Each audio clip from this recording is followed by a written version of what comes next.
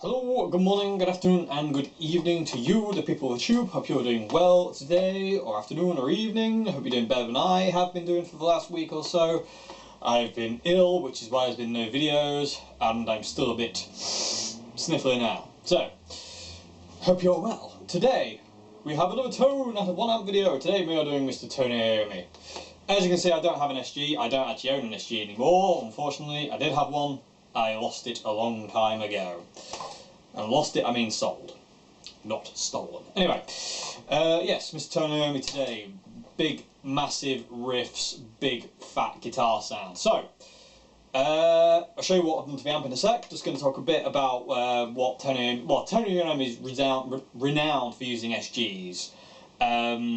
His main SG, called the Monkey, I think it is, because it's got a picture of a monkey on it, was a Gibson SG Special, and I think early 60s, early 60s, 62? I don't know. And it had P90s, not humbuckers, so it had P90s, and it's kind of a funny looking guitar. The pickups are really close together, but that's kind of like his #1 guitar for a long time, and it's a really cool looking guitar. It also had a Les Paul Custom, 3 pickups, SG. Technically it's a Les Paul Custom because, you know, it was before Les Paul said, get my name off that.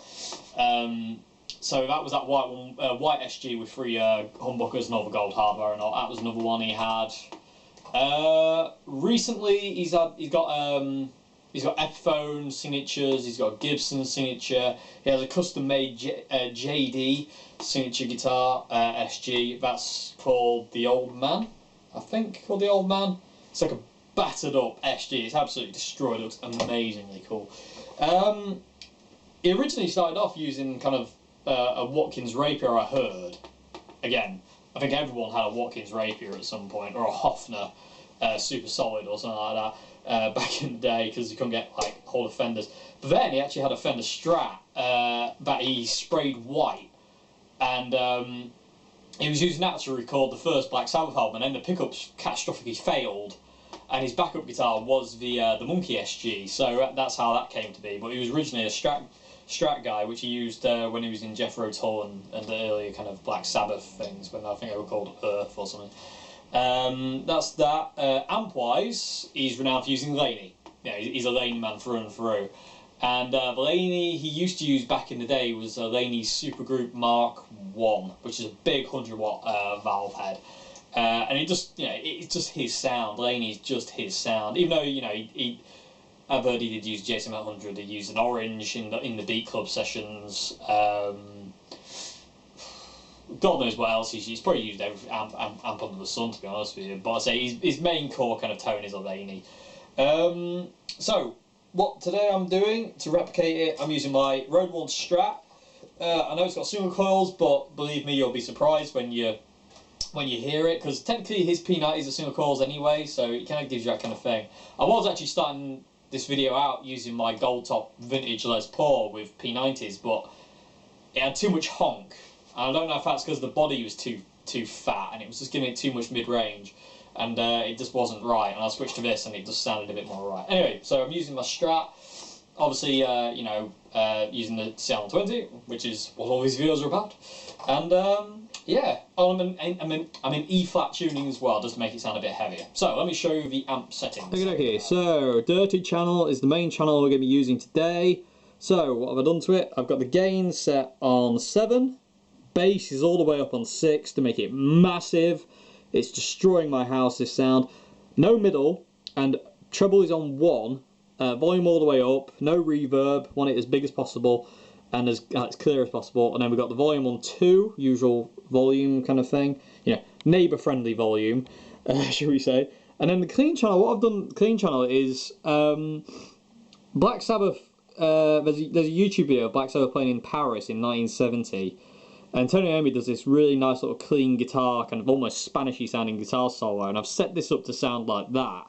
So technically it's like a clean sound, like really kind of trebly clean sound, and this is kind of the main fat sound. So that's kind of the thing, and I've got that on sound 10, bass is on 2, and treble is all the way up on 10. So it's a very trebly sound, but it's a very cool sound, and I think it sounds really close to the sound he has in that video. So yeah.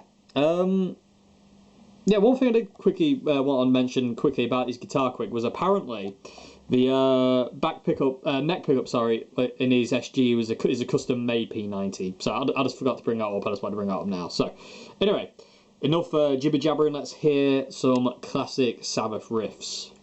Okay, so sound wise, before I start playing, which I will get to very quickly. Just want to note that Tony Iommi uses very thin strings. He uses 8 to 42s because obviously he lost the tips of his fingers in that accident when he was younger. Like, you know, big strings are way out. You know, he wouldn't be able to play kind of big strings. So he has very light strings, and you can see they're very small. So he uses 8 to 42 gauge strings, and he was like one of the first people to kind of use really light strings, you know, along with kind of people like Eric Clapton and Jimmy Page and people like that. So there's that, and so like it just goes to show really, you know, light strings doesn't necessarily always mean thin sound because his sound is massive. Anyway, I'm going to start off by showing that clean sound, that kind of solo like 1970s Paris kind of sound that he had. It kind of sounds like.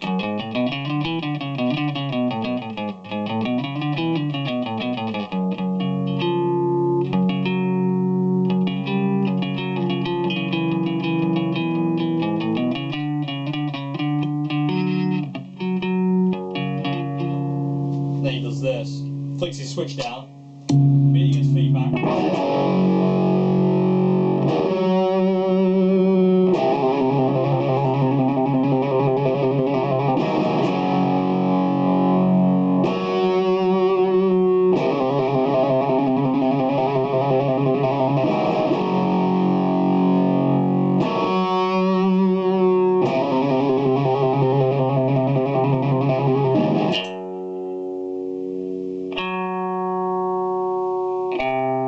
That's not one of the coolest riffs ever. I don't know what is. Then you can kind of do, what can we do? This.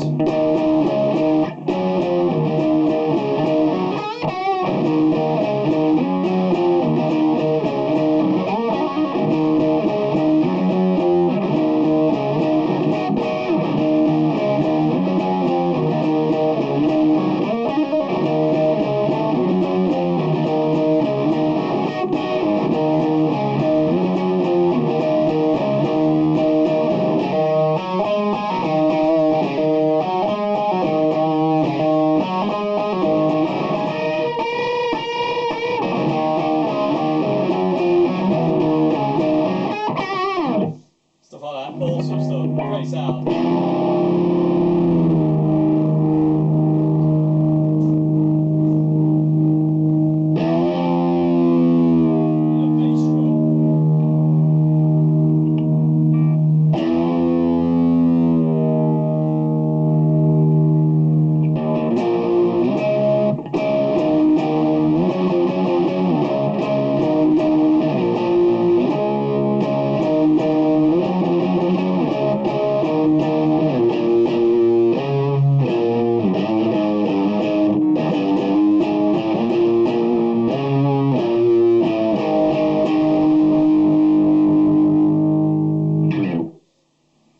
Sounds really close to me. Like I said, I don't know how. Hopefully, it'll translate across to YouTube really well because it's massive, huge sound. Like if you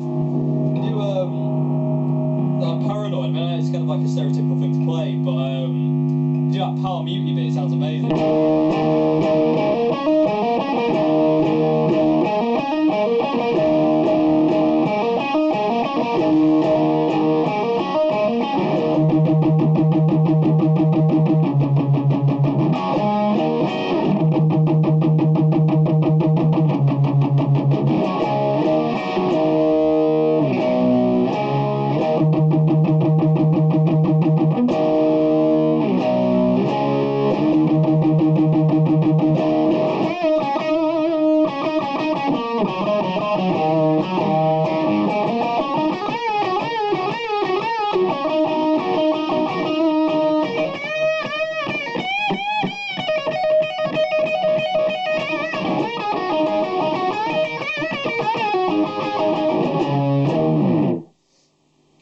Can't remember that solo very well, but hopefully that's close enough. It's just cool. I'm going to play one of my favourite bits of a Black Sabbath song.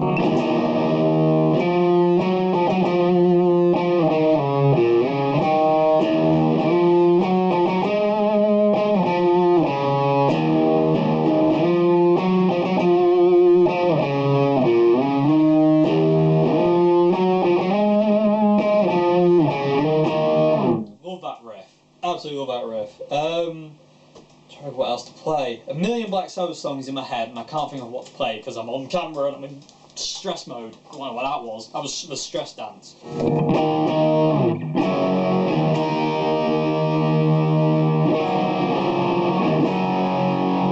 Just a fat sound.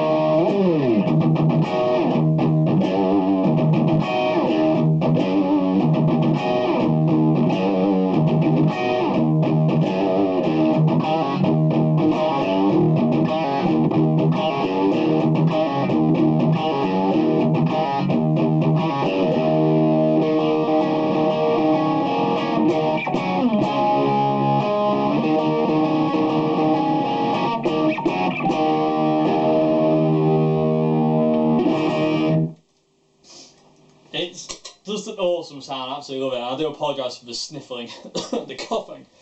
I'm still recovering. But that sounds really close. It's just big, fat, and in your face at the same time. Not too much kind of like brightness involved. Very, very just really big, fat, warm, but I say punchy sound. I say that's what kind of like because of the single coils.